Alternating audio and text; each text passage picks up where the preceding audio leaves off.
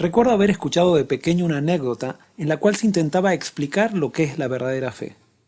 En ella se contaba de un grupo de campesinos que decidieron convocar a los miembros de su iglesia para orar a Dios porque estaban pasando por una gran sequía. La mañana de la reunión, el sol brillaba en todo su esplendor sin haber la más mínima evidencia que el clima cambiaría. Mientras el pastor saludaba a los miembros que entraban a la iglesia, él notó que una niña se acercaba con un paraguas. Aproximándose a la pequeña le preguntó: ¿por qué vienes a la iglesia con un paraguas en un día de sol radiante? A lo cual la niña naturalmente le respondió: ¿no venimos a orar por lluvia? Yo vine preparada.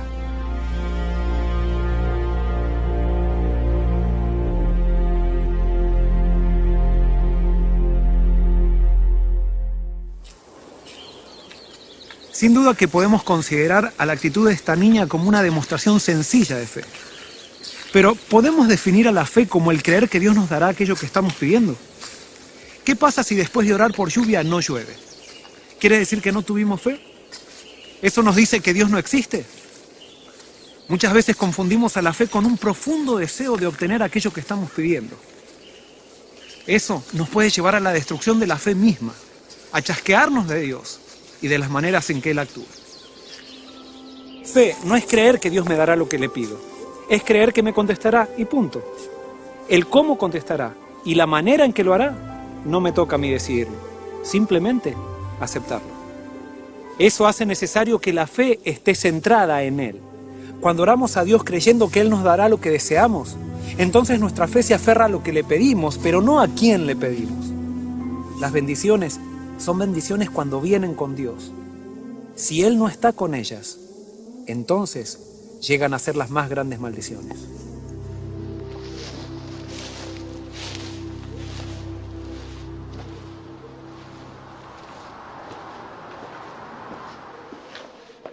Muchas veces me he encontrado con personas que me dicen: yo no siento nada de fe y no sé qué hacer para sentirla. Es que la fe no es un sentimiento, es una decisión.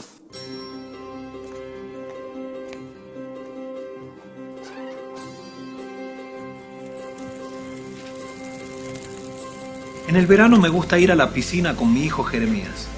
Como él todavía no sabe nadar, me zambullo yo primero y después le pido que él se arroje a mis brazos. Él duda y siente miedo. Yo insisto y le digo que no lo dejaré hundir. Él se resiste. Sin embargo, en determinado momento, confiando en la palabra de su padre, a pesar del miedo, da el salto. Eso es fe. La decisión de saltar confiando en la palabra de Dios, más allá del miedo que sientas. Cuando Jeremías vuelve a saltar, ya no duda tanto, porque él ha comprobado que su padre cumple su palabra. Es recién en ese momento que la fe es acompañada por un sentimiento. Sin embargo, siempre comenzará por una decisión de acción. El miedo y la fe son enemigos mutuos. Donde prevalece uno, se aniquila el otro. Hay muchas personas que viven paralizadas en la vida por los miedos que las controlan. Miedo a perder el trabajo, miedo a morirse, miedo a ser rechazados, miedo a no ser felices, miedos que tarde o temprano los llevarán a tomar las decisiones más desastrosas de sus vidas. El miedo justamente atrae aquello que deseas evitar. Si tienes miedo a hablar en público y a equivocarte, seguramente te equivocarás. Si tienes miedo a salir con tu auto y chocar, estarás más predispuesto a hacerlo. Si tienes miedo a que te rechacen, seguramente te rechazarán. Una vida gobernada por los miedos no puede ser una vida victoriosa de fe. Sin embargo, no te desesperes. La presencia del miedo no necesariamente implica ausencia de fe.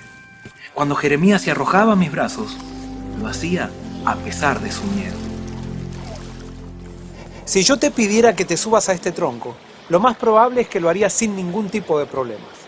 Pero si yo subo este tronco 100 metros de altura, tu primera reacción sería agacharte, aferrarte a él y no tardarías mucho tiempo en caer. El tronco no cambió de tamaño. La diferencia está en tu miedo a caerte y en el lugar donde pusiste tu vista. El hecho de que hoy estés controlado por tus miedos se debe en gran parte a dónde está enfocada tu mirada.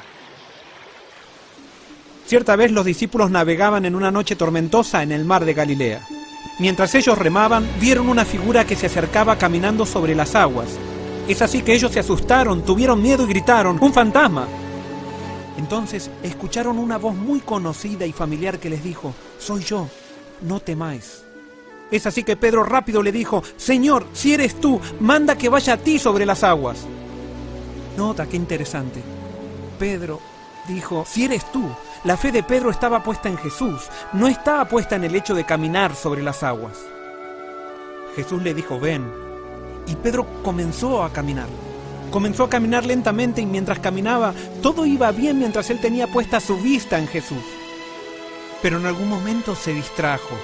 Comenzó a mirar la tormenta, sintió el viento, vio las olas, miró a sus compañeros y es así que su fe comenzó a desvanecerse. En el instante se hundió y entonces la Biblia dice que él gritó: Maestro, sálvame que perezco. Y así dice la Biblia que Jesús en el instante también tomó de su mano y le dijo: Pedro, ¿por qué dudaste? Mientras Pedro tenía su vista puesta en Jesús, ninguna circunstancia, por más tormentosa que fuera, parecía amenazarlo. Cuando él miró a su alrededor, su fe se desvaneció y entonces lo controló el miedo. ¿Te das cuenta por qué te digo que tu fe se nutre del objeto al que se aferra? Tu fe será tan débil o tan fuerte de acuerdo al objeto en el cual esté enfocada. Muchas personas ponen su fe en su cuenta bancaria.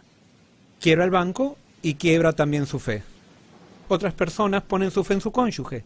Su cónyuge falla y falla también la fe. Incluso otras personas ponen su fe en el líder religioso. El líder religioso se corrompe y se corrompe la fe junto a él. Tus miedos están escondidos mientras el objeto de tu fe parece firme. Pero cuando ese objeto se quiebra, tu fe colapsa junto a él. Es por eso que es necesario que hoy respondas a la pregunta que Jesús te hace: ¿por qué dudas? Tus miedos y dudas son la evidencia de que has elegido como centro aquello que no te trae paz ni tranquilidad.